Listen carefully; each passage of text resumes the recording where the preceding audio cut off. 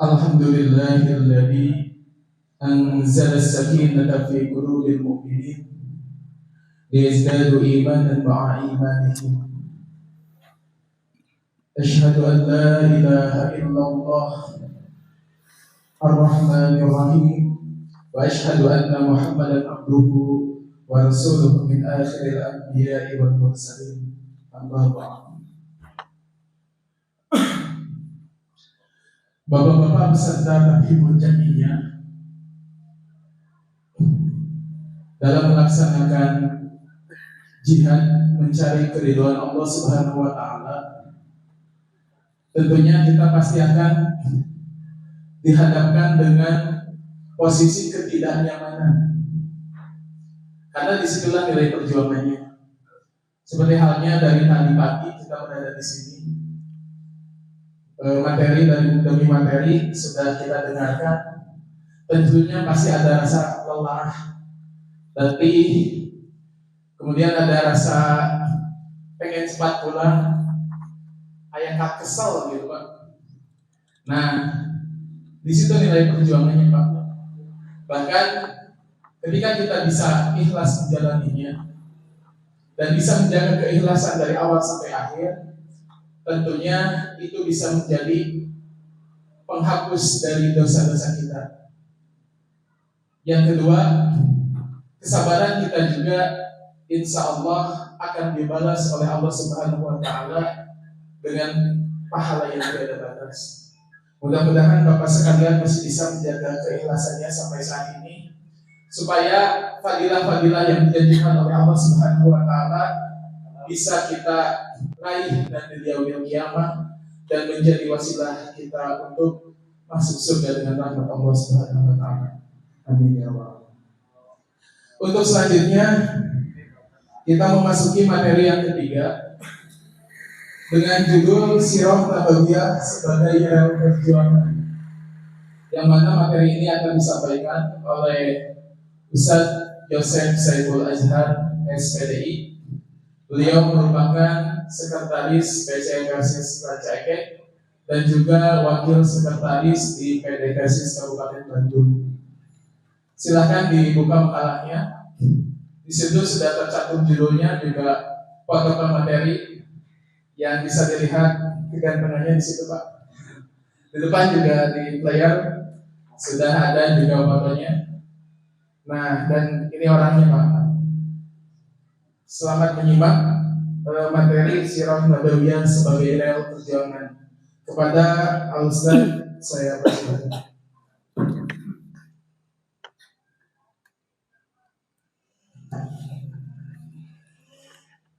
Alhamdulillahirabbil alamin wa bihi nasta'inu ala umuri dunya waddin wa asyhadu an la ilaha illallah wahdahu la syarikalah wa asyhadu anna Muhammadan abduhu wa rasuluhu alladzi la nabiyya ba'dah, amma ba'd.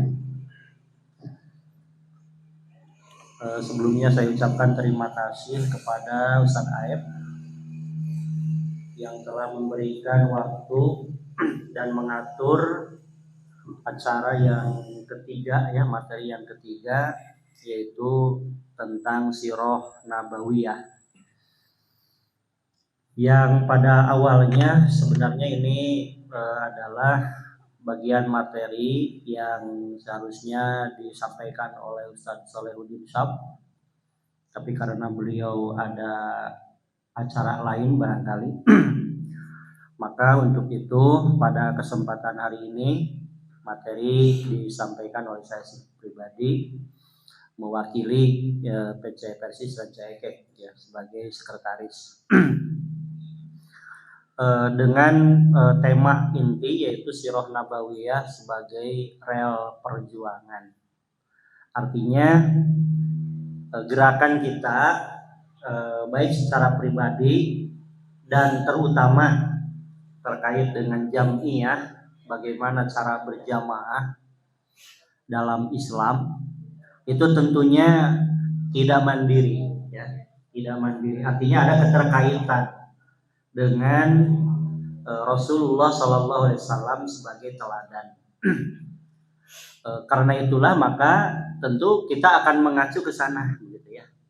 Jadi sehingga dalam Islam menjadi dalam keilmuan Islam ini menjadi ciri khas yang mandiri, ada sirah nabawiyah.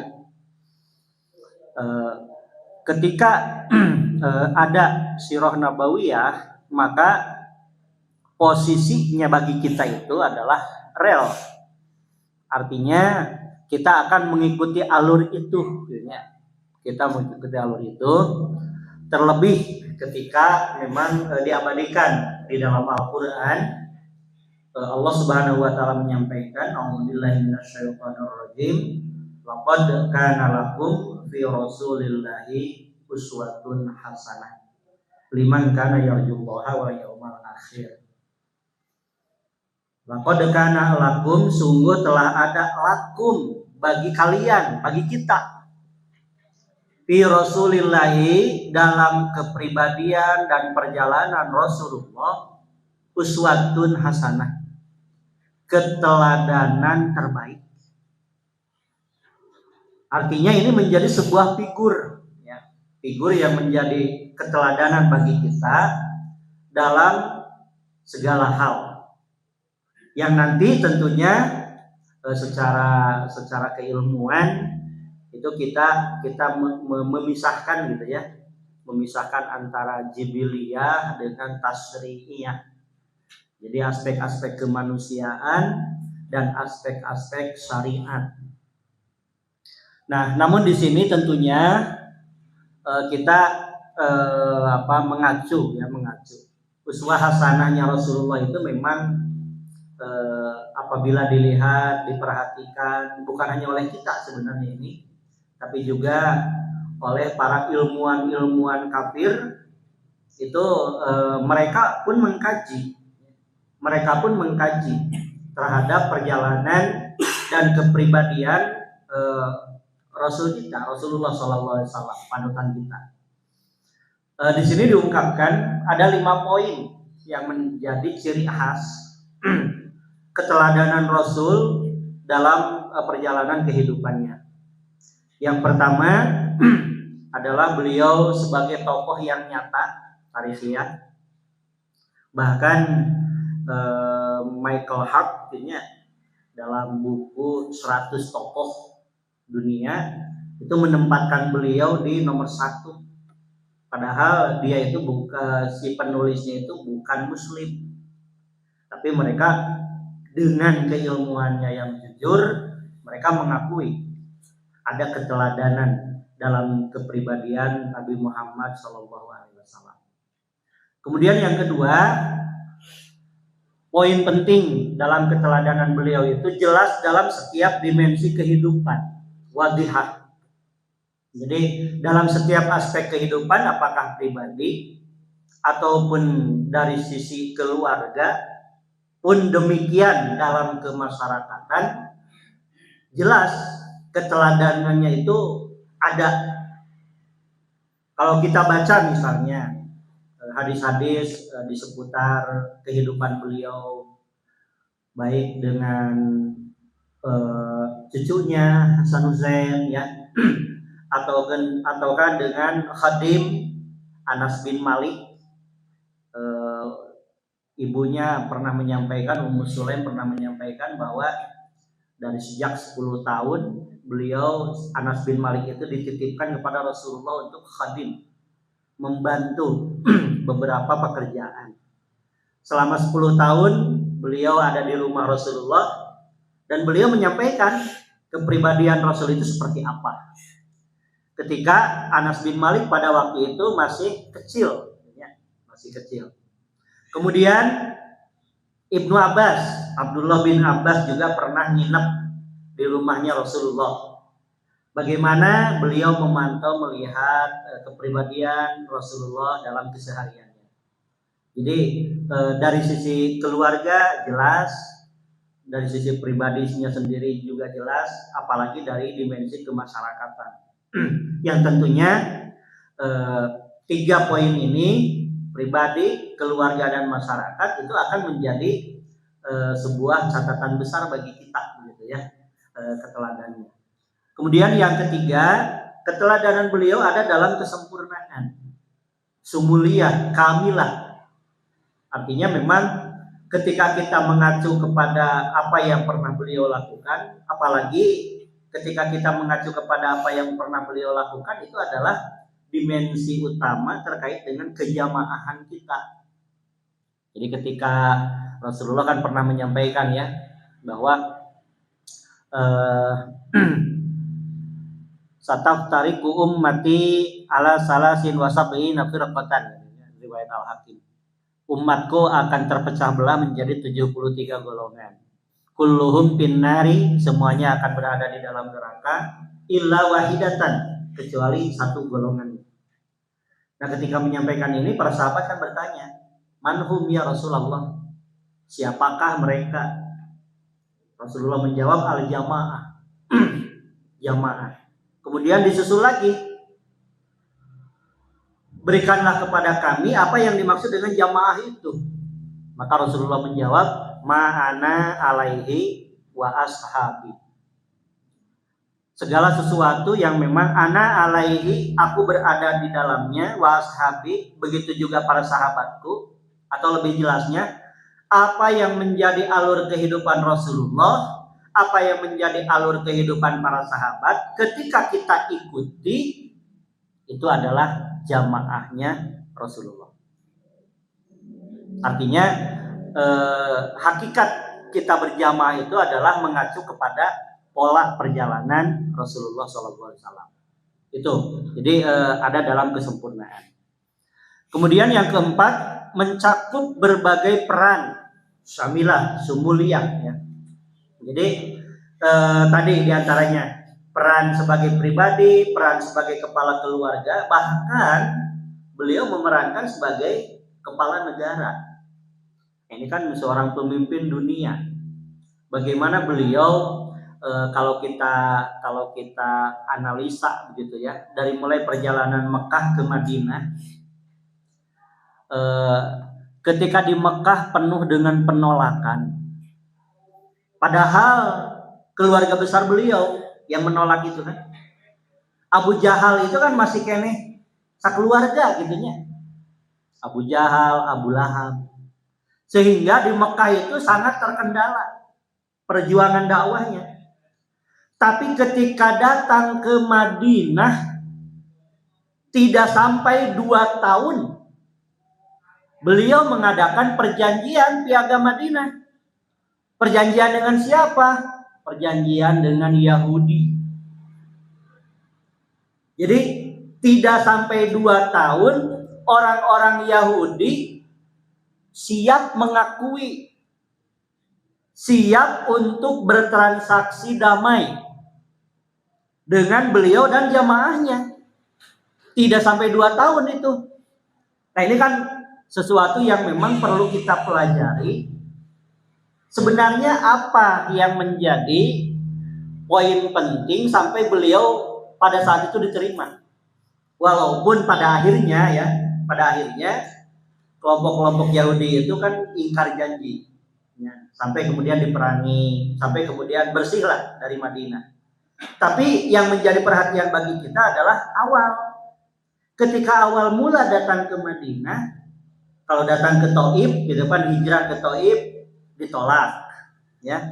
Bahkan istilahnya dibaledogan gitu kan ya. Rasulullah sampai malaikat Jibril menawarkan azab apa yang akan diturunkan kepada mereka. Tapi Rasulullah dengan sangat bijak menolak penawaran itu dengan menyatakan fa innahum la yafqahun.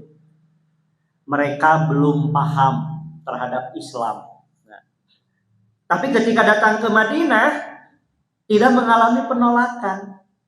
Bahkan ketika menawarkan perjanjian damai Piagam Madinah, mereka menerima.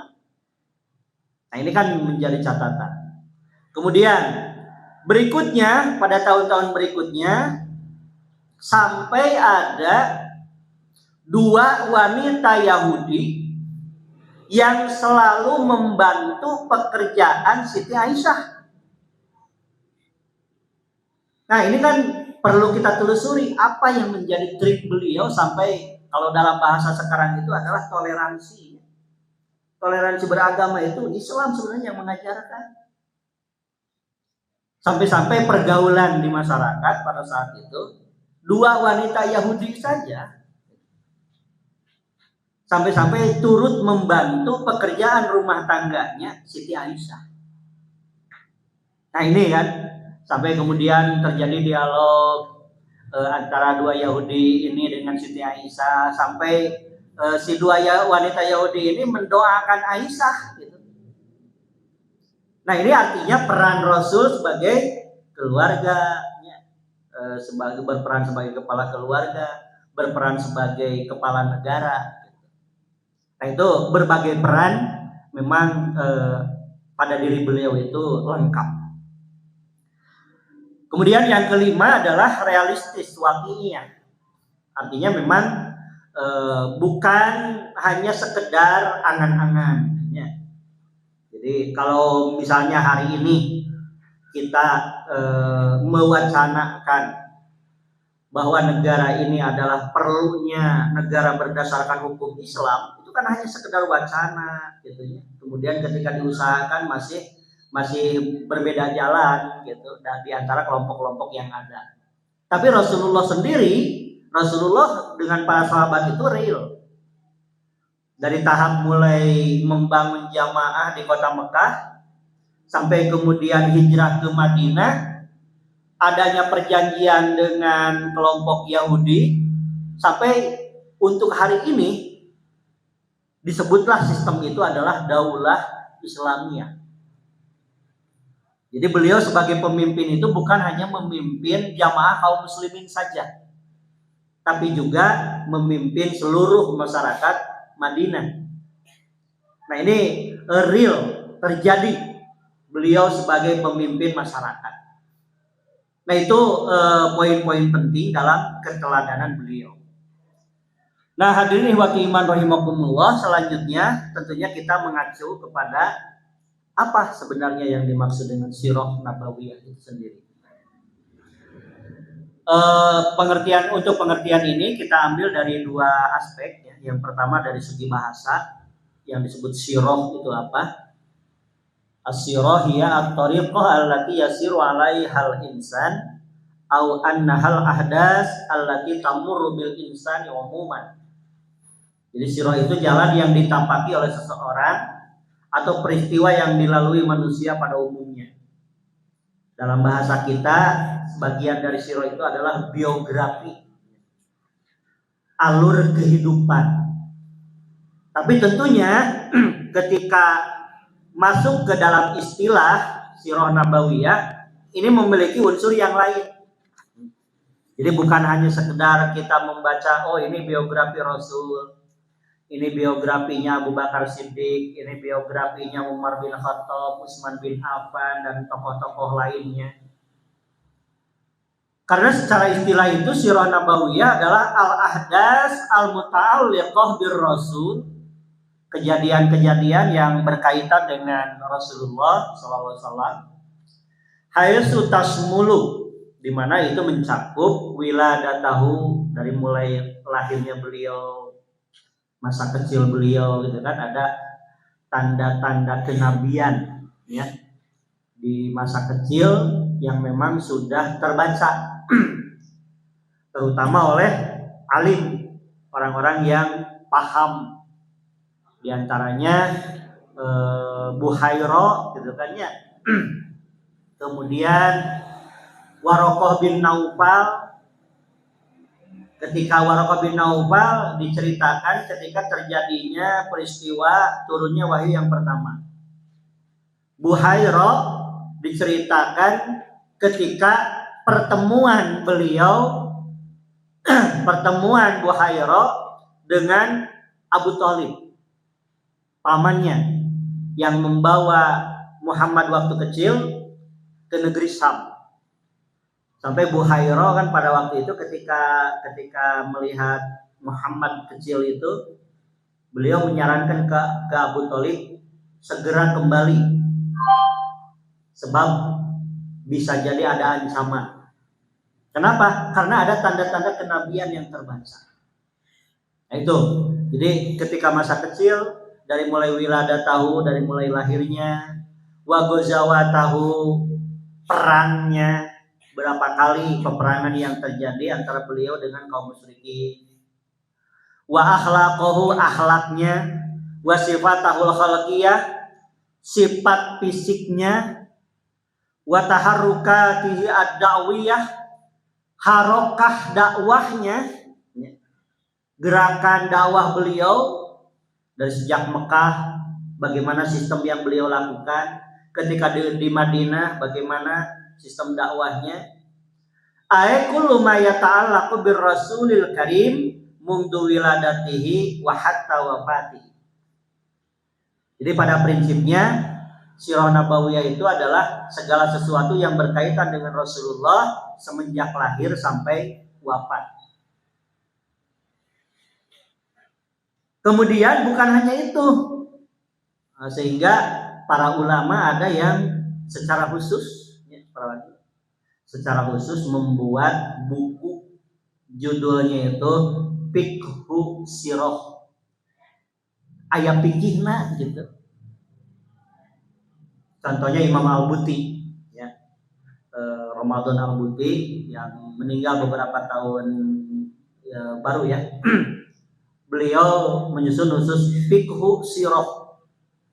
Artinya tadi biografi Nabi itu bukan hanya sekedar perjalanan saja, tetapi ada sesuatu yang kita petik dari perjalanan itu.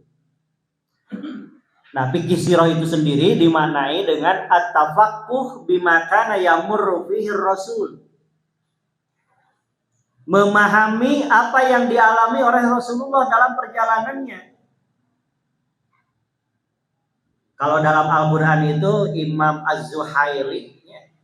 Az-Zuhaili dalam sistem tafsirnya itu, jadi kan beliau membuat sistem tafsirnya Al-Munir itu tafsir mufradat, kemudian tafsir bayan, penjelasan terhadap ayat Quran. Terakhir fiqhul hayat. Jadi bagaimana ayat Quran itu diterapkan dalam kehidupan yang nyata. Nah, demikian pula Sirah Nabawiyah.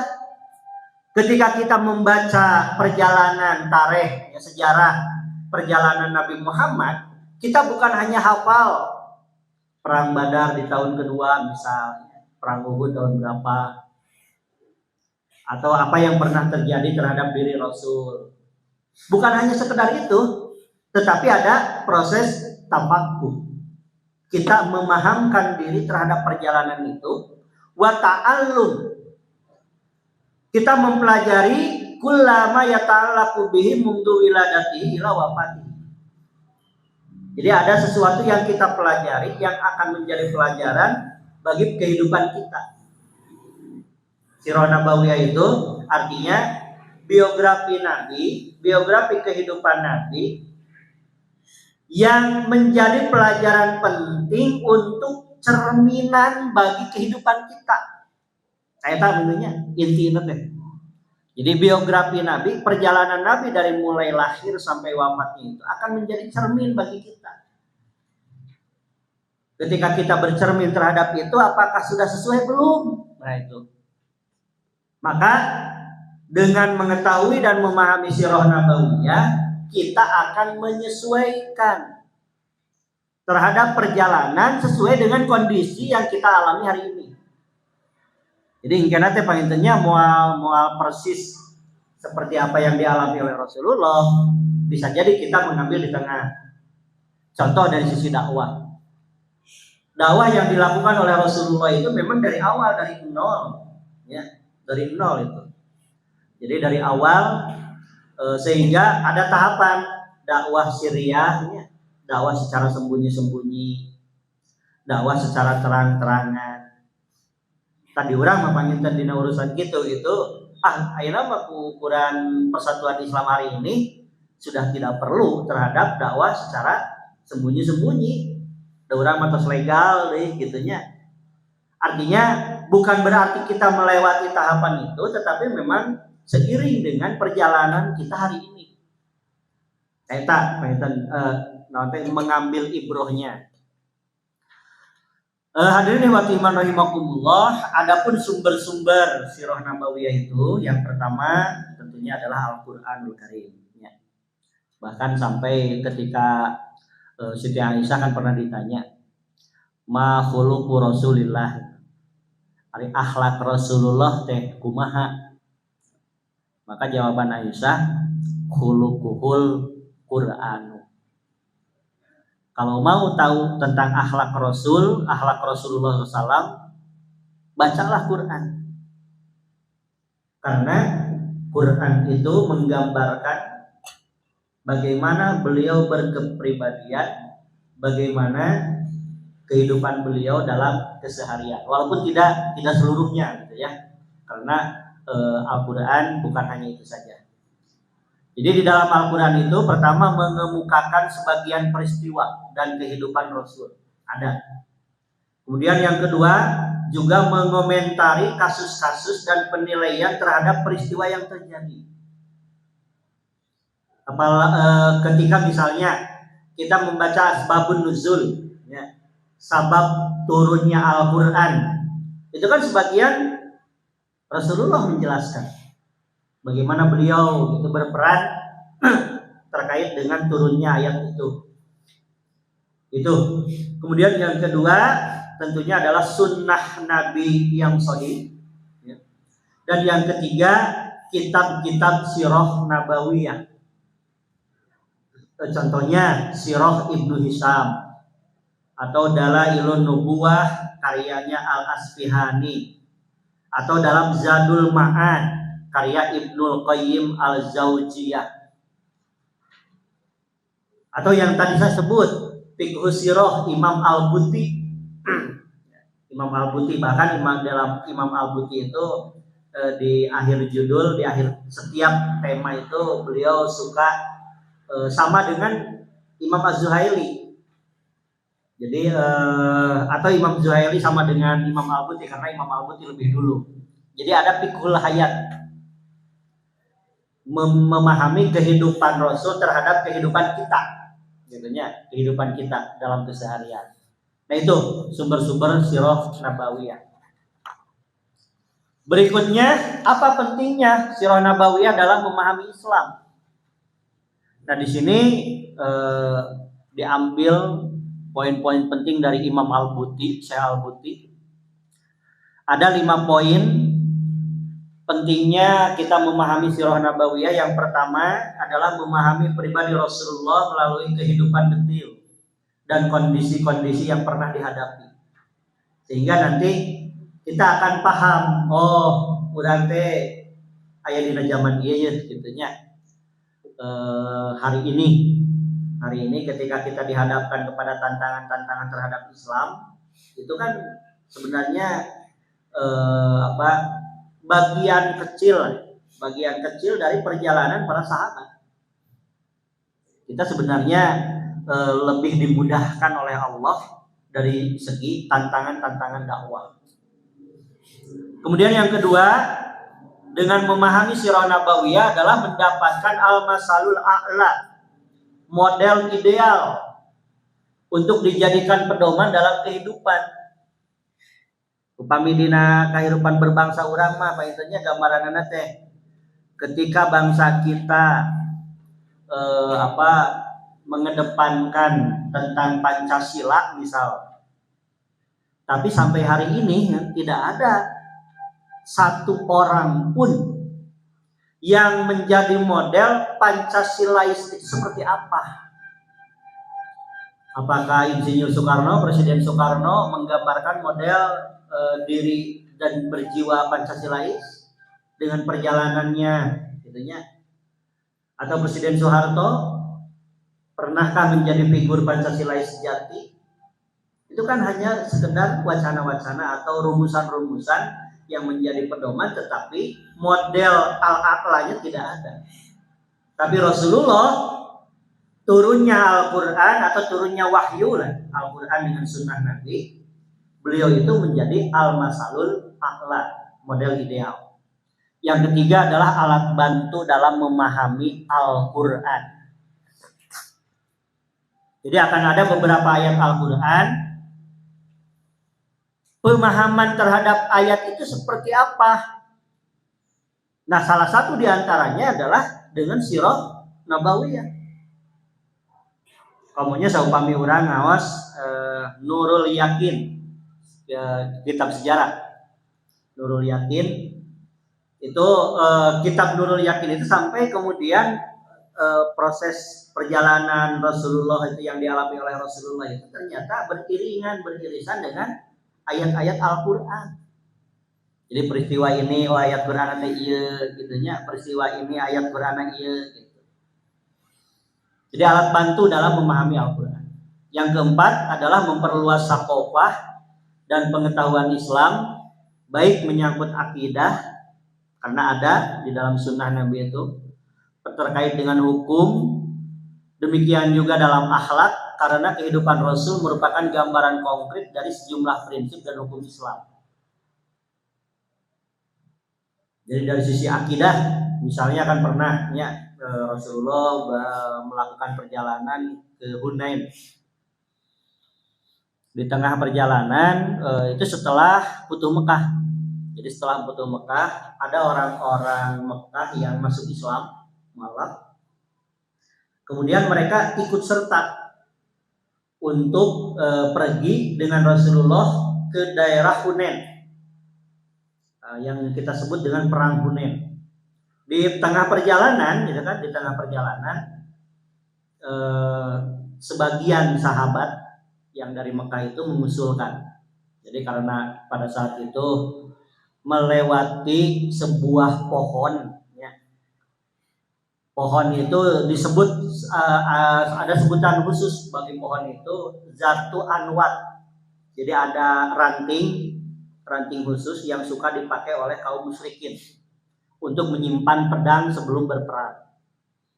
Nah, sebagian sahabat mengajukan kepada Rasulullah, ya Rasulullah, mohon buatkan atau jadikanlah pohon lain seperti pohon ini.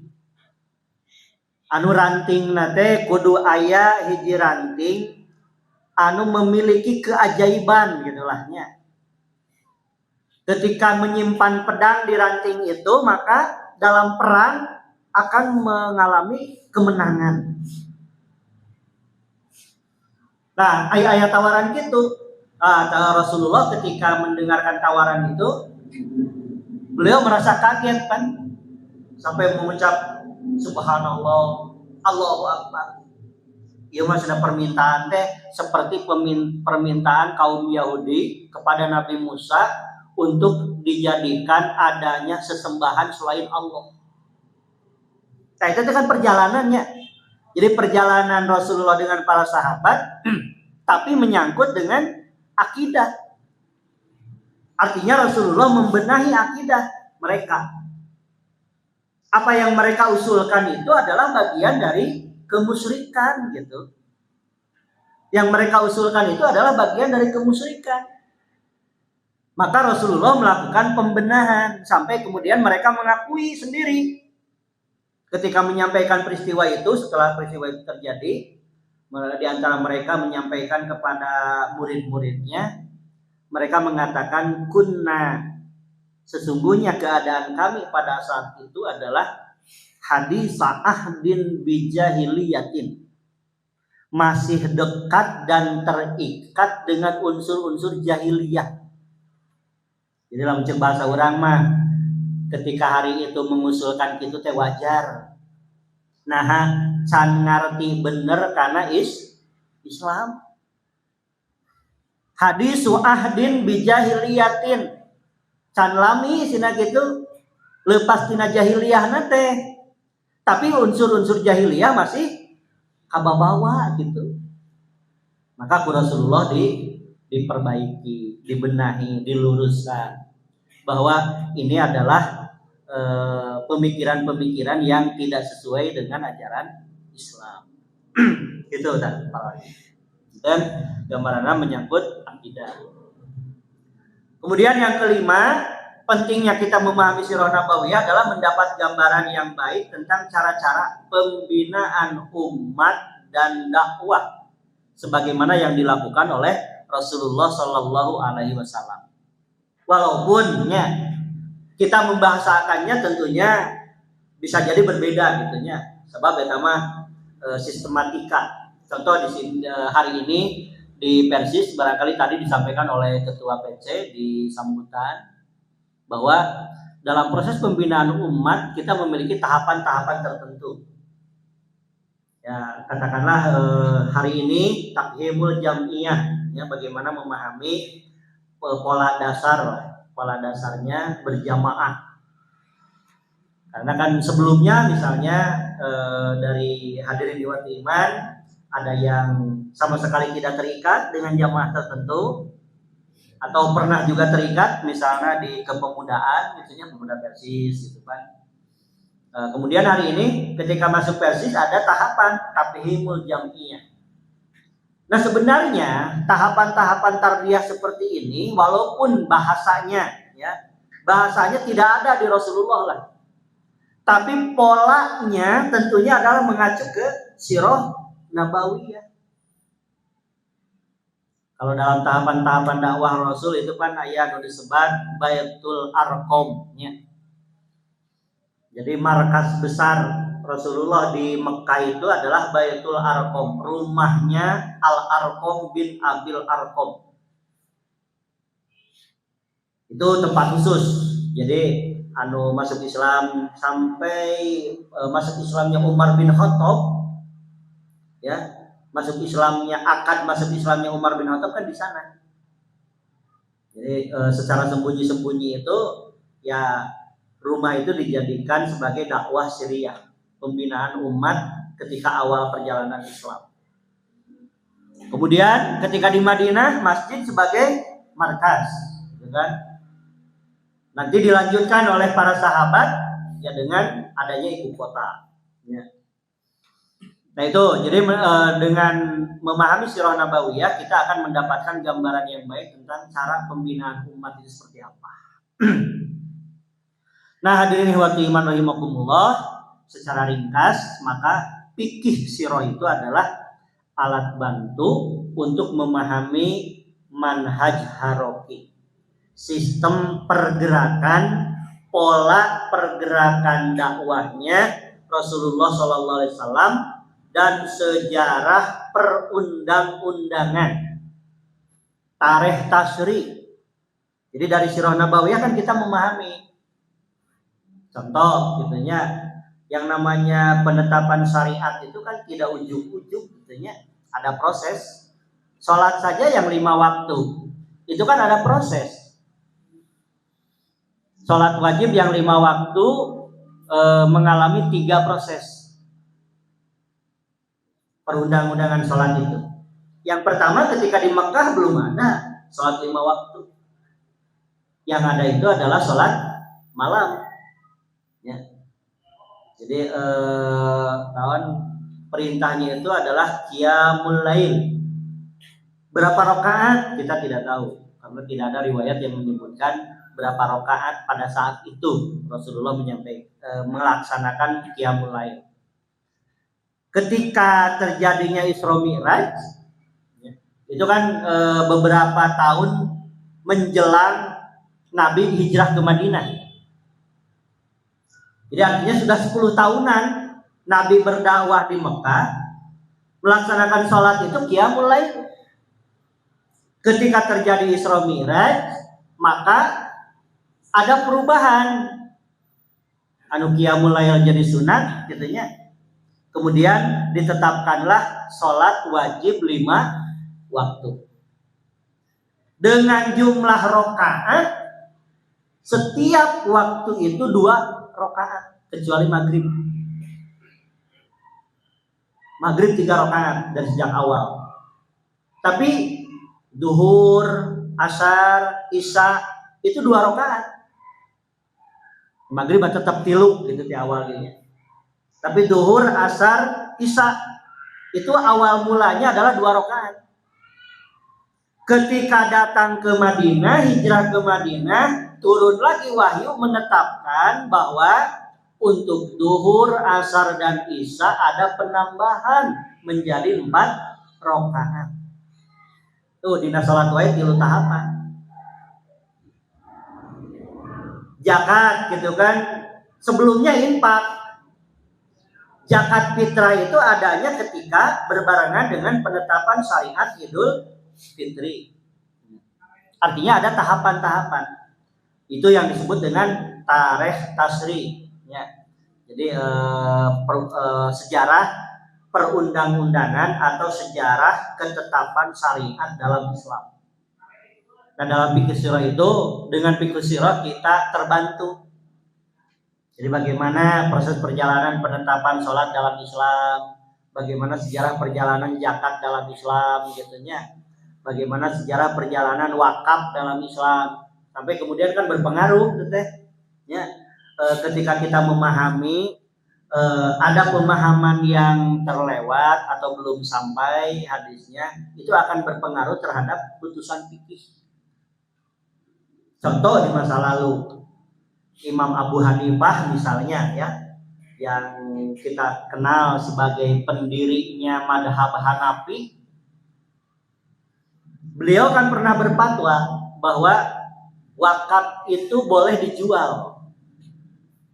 Kenapa? Karena ternyata memang ada hadis yang melarang penjualan wakaf belum sampai kepada beliau. Dan hadis itu adalah proses tarikh tasrinya. Jadi lamun tarikh tasri teh kieu gambaranna teh nya dina bab larangan wakaf mah. Sebelumnya itu kan sudah ada yang mewakafkan. Ya, termasuk Al-Arqam bin Abil Arqam sebagai markas dakwah itu diwakafkan kepada Rasulullah untuk Islam. Kemudian ketika datang ke Madinah yang sekarang dijadikan Masjid Nabawi, itu kan wakafnya, wakaf juga dari 3 orang wakaf.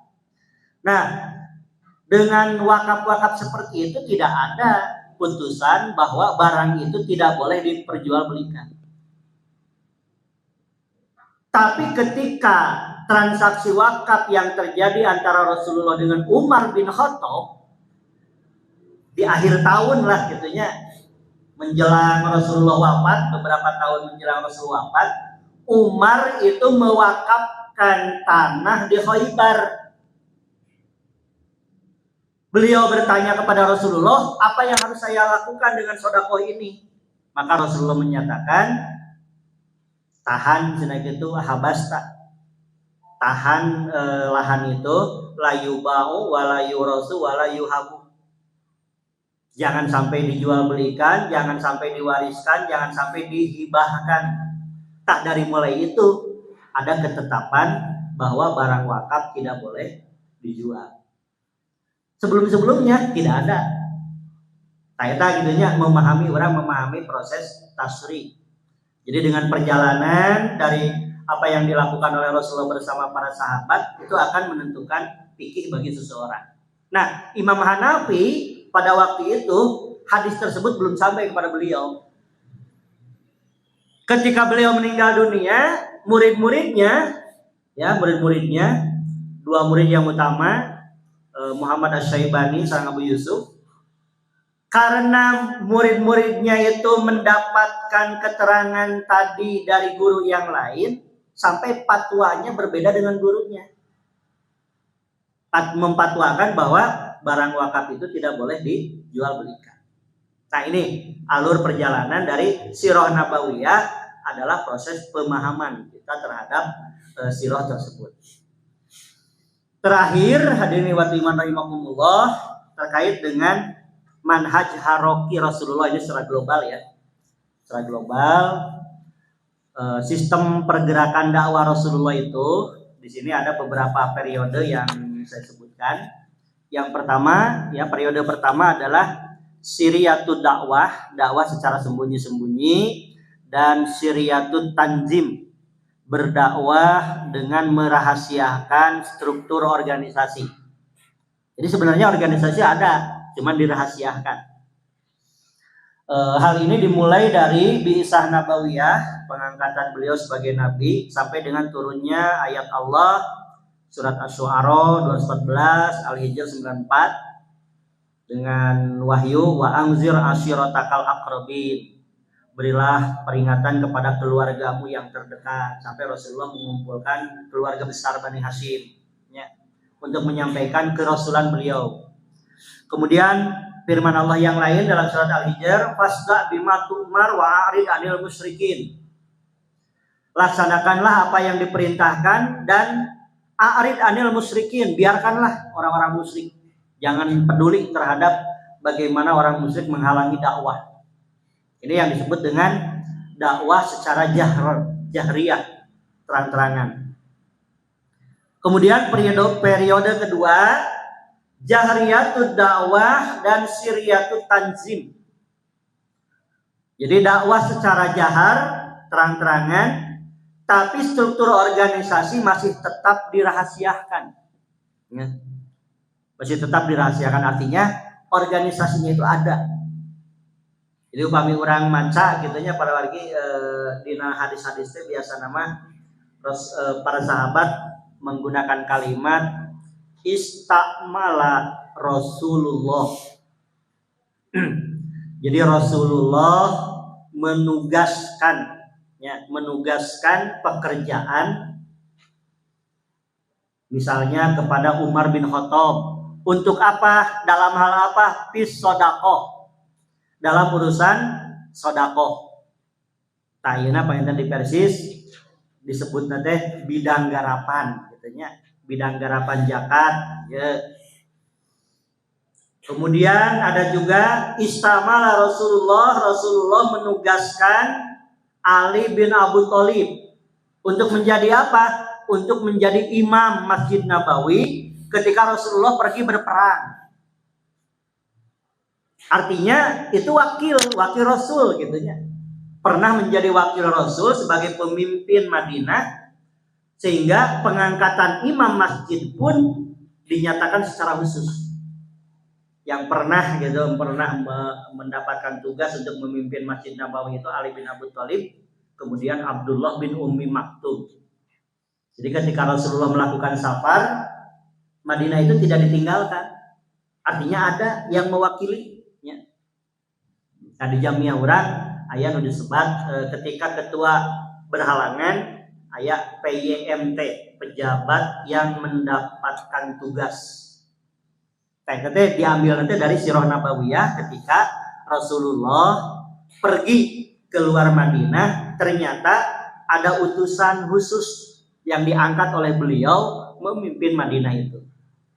Artosna organisasi ayat. Kemudian ketika para sahabat memiliki rasa kepenasaran terkait dengan siapakah orang-orang munafik di Madinah, maka para sahabat sudah tahu mereka akan ditunjukkan. Kalau ada pertanyaan sahawai munafik di Madinah, mereka akan ditunjukkan kepada Hudzaifah bin Yaman. Karena Rasulullah menyampaikan terkait dengan kemunafikan di Madinah itu khusus kepada Hudzaifah bin Yaman. Lamun dina bahasa urang ayeuna nama bakin sebetulnya. Badan intelijen. Jadi Hudzaifah bin Yaman itu adalah intelnya Rasul.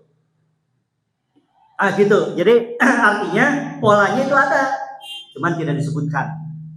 Berbeda dengan hari ini lah. Kemudian periode yang ketiga, iqamatud daulah. Beliau sampai mendirikan negara, ya, pembentukan daulah di Madinah yang tadi saya katakan dengan adanya perjanjian antara Yahudi, antara Muhajirin Ansor, kemudian antara Muslim dan Yahudi, ya. Beserta dengan kabilah-kabilah yang ada disebutkan kan. Jadi di Piagam Madinah teh perjanjian dengan kabilah ini. Periode keempat adalah ad-daulah wa tasbiti daimiha. Ketika berdirinya negara disertai dengan penguatan pilar-pilarnya. Ini terjadi semenjak Piagam Madinah sampai terjadinya Sulhul Hudaybiyah. Ya. Perjanjian Hudaybiyah. Periode kelima adalah intisarud dakwah fil ardi. Jadi tersebarnya dakwah dengan beliau mengutus misalnya ke negeri Yaman, ya, aya utusan 3 orang utusan kan, ke negeri Yaman itu, Ali bin Abu Thalib, Abu Musa al-Asy'ari, ya, dengan siapa satu lagi, 3 orang, Mu'ad bin Jabal. Itu kan 3 orang itu tidak diutus sekaligus, ya. Jadi Ali bin Abi Thalib, kalau Ali bin Abi Thalib dengan Abu Musa al-Asy'ari berbarengan tapi beda daerah. Tayina paling di Persis sosana teu acan lah dugi kadinya mah nya diutus ka Paniaman Maharita teh Kristen. Jadi Ali bin Abi Thalib, Abu Musa al-Asy'ari, Mu'ad bin Jabal diutus Rasul dakwahnya itu kepada satu negeri di mana negeri itu adalah Kristen. Tadi Persis mah acan dugi kadinya nembe tatahar gitu nya ayeuna teh aya Bina Mu'alaf Center. Di urang di cabang komo gitunya paling oke sementara waktu kita adalah intisarul dakwahnya itu bagaimana kita menyebarkan kembali ya bisa dai. Jadi pengajian-pengajian dibina dan diatur oleh pimpinan cabang gitu. Jumatan diatur, ada penyebaran kembali. Sebenarnya idealnya adalah dakwah secara umum gitu kan. Rasulullah mah kapungkur gitu dakwah nanti geus lain ka sesama muslim deui gitu nya. Sebenarnya memang aya eta oge. Ya, ada itu terjadi. Jadi ada beberapa orang yang memang di kaumnya itu memang diangkat menjadi imam kaum. Sampai kan pernah ada orang yang sholat isya-nya itu sholat isya di Masjid Nabawi ya. Kemudian beliau pulang ke kampungnya. Di kampung nate can ngalaksanakeun sholat sebelum orang ini datang. Jadi memang orang ini yang diutus oleh Rasulullah itu untuk memimpin kaum ini. Tapi kan sholat isya nate paneuri gitu. Da sholat isya heula di Madinah. Datang ka lemburna sholat isya deui imaman. Tapi kan aya nu protes kan. Lantaran bacaanana panjang. Sebab naon penting teuing cenah kitu. Nepikeun ka laporan datang kan laporan ka Rasulullah, ya Rasulullah si anu ngasieun imaman teh panjang teuing. Nepikeun ka ditegor pan. Ku Rasul ditegor nya. Ditegor ku Rasulullah tong panjang teuing. Ini ada 2 kesimpulan dari kejadian itu. Yang pertama adalah tata cara mengimami, ya, mengimami satu kaum. Kemudian yang kedua dari sisi kejamiahan ternyata ada bi'sah, ya. Ada perutusan dari Rasulullah untuk kaum itu. Jadi diutus ke kaum eta supaya jadi imam gitu. Nah di Persatuan Islam untuk model-model seperti itu baru sebatas kepada bi'sah dakwah lah, ya. Bi'sah dakwah antara sesama. Kalau Rasulullah sudah ideal itu. Rasulullah itu sampai bisanya itu bagaimana mengislamkan kaum Kristen gitu lah ya. Tadi urang mah painten baru tatahar we sama sekedik-sekediknya di pimpinan pusat gitu. Dan di urang mah mayoritas memang muslim gitu. Jadi di urang mah paling oge target dakwahnya adalah pembenahan keislaman. Eta lah painten anu janten target dakwah urang dina membaca dan bercermin terhadap sirah nabawiyah. Sakitu rupina nu tiasa diuningakeun dina materi inti. Salajengna simkuring masalah deui ka moderator. Terkait mangga.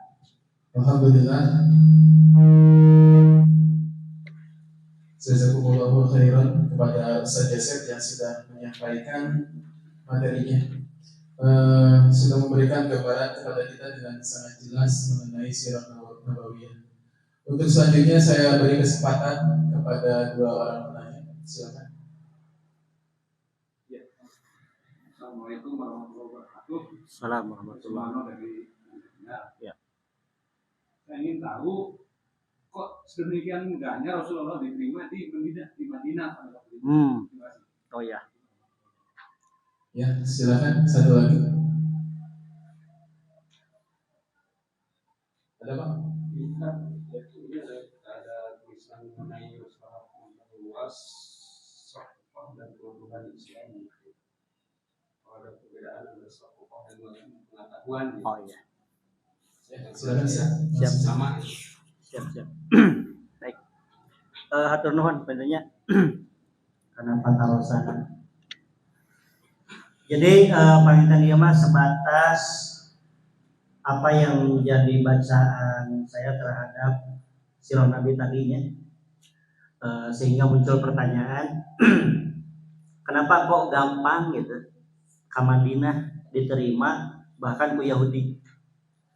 Anu memang di Quran mah surat Al-Baqarah justru disebutkan Madinah Yahudi Madinah adalah awwala kafirin bih, yang pertama kali menolak gitu kan di bahasa itu mah bahasa Quran mah.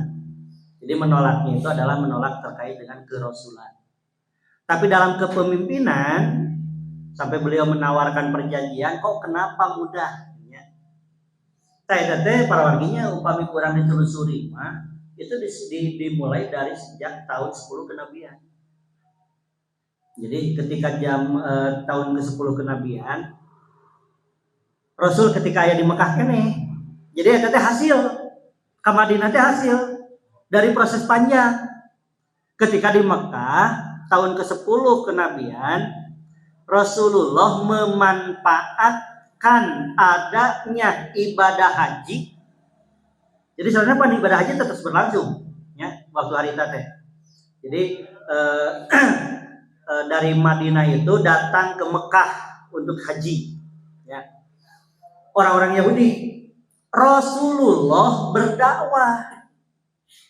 Jadi ayat tenda-tenda Yahudi yang lebih kita kenal itu adalah kaumnya Aus dan Khazraj. Jadi Aus dan Khazraj depan ada di Madinah mah tos apaleun. Mereka sedang menunggu nabi terakhir. Padahal Aus dan Khazraj bermusuhan. Ketika datang ke Mekah, Rasulullah berdakwah menyampaikan status beliau sebagai nabi dan rasul dengan tanda-tanda kenabian. Orang Yahudi itu tahu, oh nya ieu pasin, ieu pisan anu diteangan ku urang, anu keur ditunggu-tunggu teh. Sampai kemudian ada beberapa orang yang masuk Islam. Malah nepikeun ka Aus jeung Khazraj depan masing-masing gitu menceritakan kepada kaumnya, urang ayeuna cenah panggeulana Islam tong bebeja cenah ke di Madinah supaya urang Khazraj teu apaleun. Urang Khazraj sarua padahal aya gitu nya. Aus aya Khazraj aya padahal keur musuhan. Nah, maka ketika datang ke Madinah, dan yang kedua bukan hanya sekedar Islamnya Yahudi Aus dan Khazraj, tapi poin yang kedua, yang masuk Islam itu ternyata adalah tokoh-tokoh utama di Madinah. Ya. Jadi pertama orang Madinah Yahudi teh sebagian ada yang masuk Islam di kota Mekah. Nah, kemudian yang kedua, mereka itu adalah tokoh. Nu aya Baiat Aqobahnya. Baiat Aqobah pertama kan 12 orang. Ketika Baiat Aqobah yang pertama 12 orang datang ke Madinah, Nabi kan menyampaikan nanti ketika datang ke sini lagi bawa nu lain. Nabi kan aya disebut Aqobah yang kedua, geus lain 12 orang deui, sabaraha? 72. Artinya bertambah itu tidak lama. Nambah gitu. Nah, ketika Rasulullah hijrah ke Madinah, di sini sudah ada. Itu malah tokoh gitu ya, tokoh maka mengaruhan, memberikan pengaruh kepada yang lain untuk bisa menerima Rasulullah dengan para sahabat.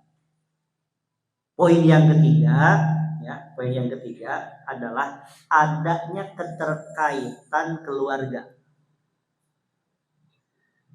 di Siti Aminah. Jadi memang masih ada kaitan keluarga. Yahudi Madinah itu masih nyambung kekeluargaan dengan Rasulullah.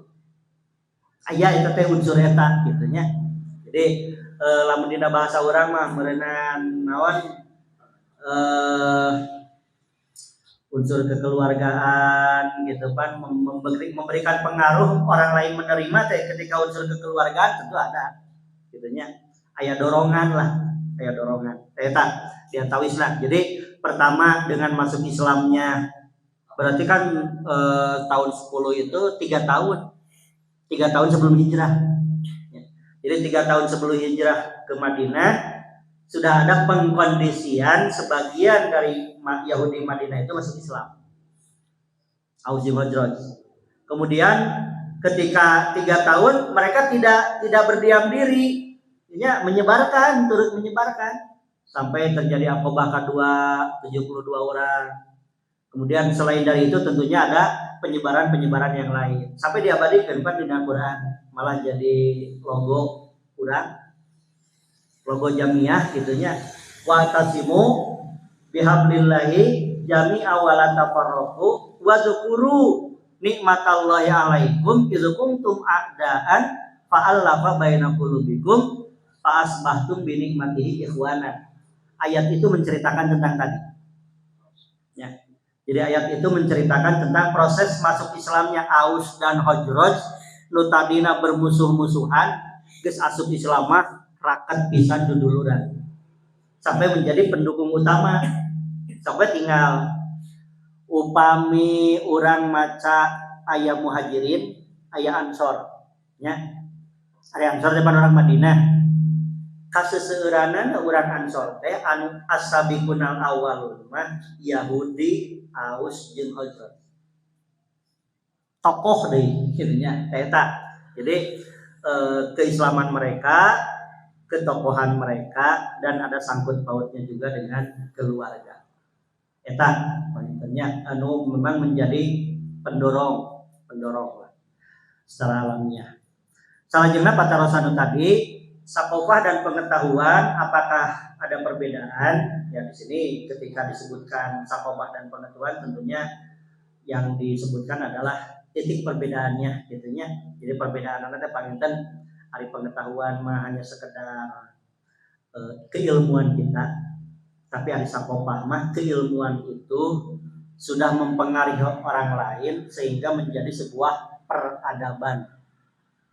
Jadi keilmuan yang memberikan pengaruh gitu ya, sakofah mah keilmuan kita memberikan pengaruh.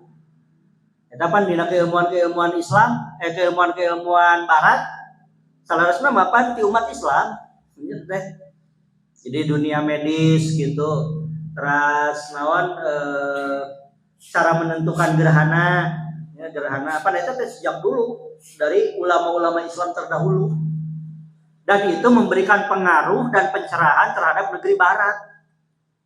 Amerika bisa maju ayeuna tidak sebenarnya mah gitu kan, mereka itu mengambil dari Islam, malah mah dugikeun ka aya informasi kitab Sahih Bukhari anu aslina ayeuna masih aya di mana, di hiji museum di negeri Belanda. Jadi dicepeng teh ku orang kafir. Ya, keilmuan Islam itu dipegang oleh orang-orang kafir.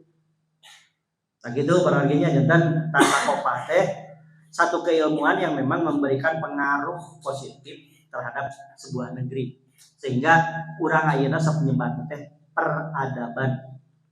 Itu tah. Jadi aya memang aya langkungna itu tina sekedar pengetahuan.